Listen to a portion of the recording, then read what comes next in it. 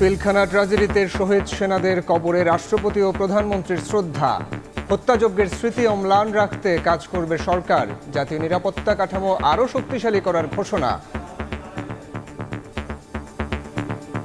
পিলখানার ঘটনাকে রাষ্ট্রীয় মর্যাদায় স্মরণ করা আমাদের জাতীয় দায়িত্ব।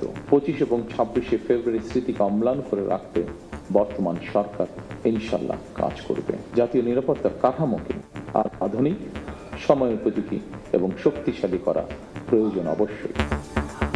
ঐক্যবদ্ধভাবে দেশকে এগিয়ে নেওয়ার আহ্বান সেনাপ্রধানের। আমাদের জাতীয় জীবনে যেন 2009 সালের 25 ফেব্রুয়ারির মতো কোনো ঘটনা পুনরাবৃত্তি না হয়, এজন্য আমরা বদ্ধপরিকর এবং আমরা সকলে ঐক্যবদ্ধ হয়ে একটি সমৃদ্ধ বাংলাদেশ গঠনে কার্যকরী ভূমিকা পালন করব। জুলাই অভ্যুত্থানে হতাহতের পরিবারকে পুনর্বাসনের নির্দেশ প্রধানমন্ত্রীর। তালিকা যাচাই বাছাইয়ের সিদ্ধান্ত, রাজনৈতিক বিবেচনায় বাদ পড়বেন না কেউ। সংসদের প্রথম অধিবেশনে রাষ্ট্রপতির অভিশংসন চান বিরোধী দলীয় চিফ হুইপ। 69% হ্যাঁ ভোট প্রমাণ করে জনগণ পরিবর্তন চায় বললেন ডাক্তার শফিকুর রহমান। বাংলাদেশ ব্যাংক থেকে সরিয়ে দেয়া হলো আহসানেজ মনসুরকে। নতুন গভর্নর মোস্তাকুর রহমান। পরিবর্তনকে চলমান প্রক্রিয়া বললেন অর্থমন্ত্রী।